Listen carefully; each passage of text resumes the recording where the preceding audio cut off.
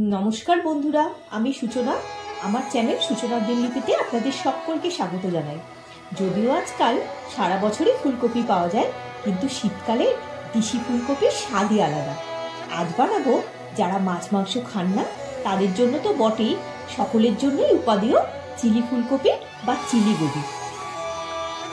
একটা বড় সাইজের ফুলকপির ফুলগুলো আলাদা করে একটু ছোট করে টুকরো করে নিয়েছি। এরপর গোটাটাকে একটু ট্রিম করে একটু করে কাট লাগিয়ে নিয়েছি যাতে সফট হয়। ফুলকপি কিভাবে কেটেছি সেটা ফুলকপি আলুর তরকারি রেসিপিতে ডিটেলসটা দেখিয়ে দিয়েছি। এবার কড়াতে পরিমাণ মতো জল দিয়ে দিলাম নুন, একটু মিক্স করে দিলাম। জলটা গরম হলে ফুলকপিগুলো দিয়ে ভাপিয়ে নেব। ভাপানোর জন্য ফুলকপিটা একটু সফট হবে। এছাড়াও কারোর অ্যাসিডিটির সমস্যা থাকলে সেটাও হবে না। একটা ব্যাটার তৈরি করে নেব। একটা মিক্সিং বোলে নিয়ে নিচ্ছি 5 টেবিল চামচ কর্নফ্লাওয়ার, 3 টেবিল চামচ ময়দা, একটু ক্রাঞ্চি ভাব আসার জন্য 1 টেবিল চামচ চালের গুঁড়ো। যদি চালের গুঁড়ো না থাকে সেক্ষেত্রে কর্নফ্লাওয়ারটা একটু বাড়িয়ে নেবেন। ভালো করে মিশিয়ে নিচ্ছি। এবার দিয়ে দিলাম স্বাদ মতো নুন, 1/2 চা চামচ গোলমরিচ গুঁড়ো, 1/2 টেবিল চামচ আদা রসুনের পেস্ট, 1/4 চা চামচ কাশ্মীরি লঙ্কা গুঁড়ো। সবকিছু একটা স্পুন দিয়ে ভালো করে মিক্স করে নিচ্ছি। এবার রুম টেম্পারেচারে রাখা জল দিয়ে একটা ব্যাটার তৈরি করে নেব। এখানে আমি ডিম ব্যবহার করছি না। দেখুন ফুলকপি হালকা ভাপানো হয়ে গেছে। এবার জলটা স্ট্রেন করে নেব।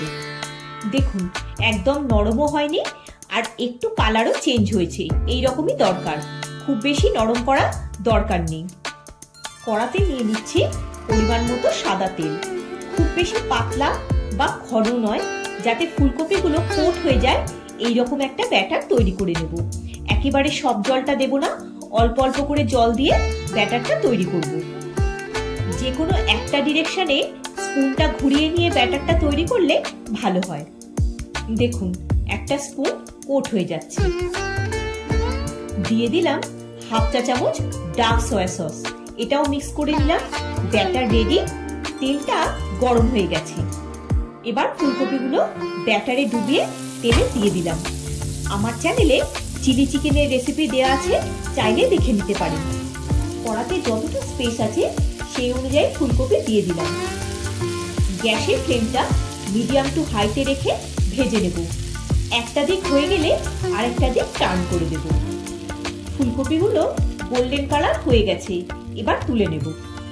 ফুলকপির পাকোড়ার রেসিপিটাও দেওয়া আছে, চাইলে দেখে নিতে পারেন। এই ব্যাচটা ভাজা হয়ে গেছে, এবার তুলে নিলাম। একইভাবে আরেকটা ব্যাচও দিয়ে দিচ্ছি। ভাজতে ভাজতে যদি মন চায় ওটা খেয়েও নিতে পারেন। স্প্যাচুলা দিয়ে একটু করে তেল ফুলকপিগুলোর উপর ছড়িয়ে দেবেন, তাহলে আরো ভালো হবে।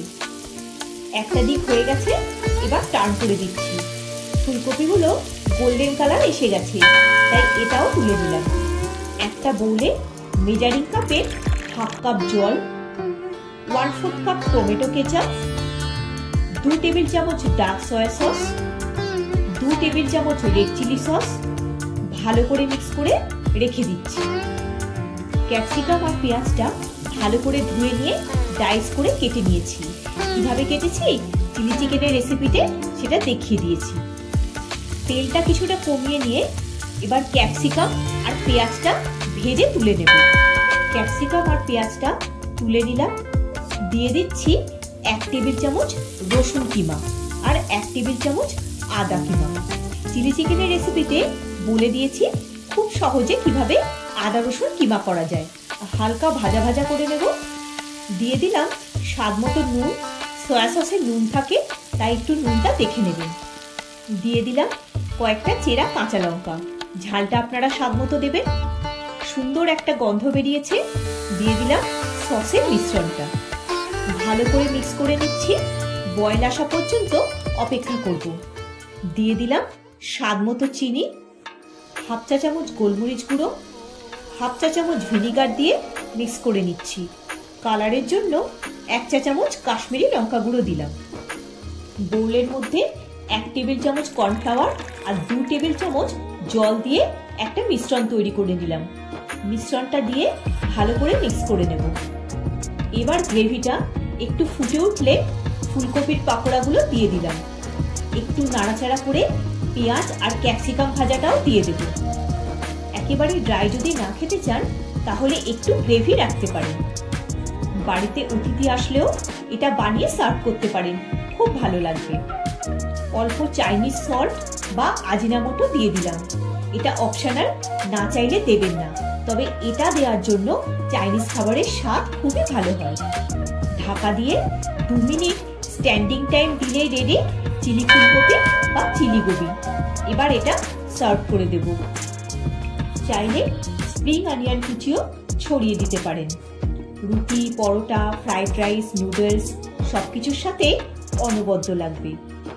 ভিডিওটা যদি ভালো লেগে থাকে একটা লাইক দিয়ে চ্যানেলটা সাবস্ক্রাইব করে পাশে থাকার অনুরোধ রইল। সবাই খুব ভালো থাকবেন, সুস্থ থাকবেন। দেখা হচ্ছে পরের একটি পর্বে। ধন্যবাদ।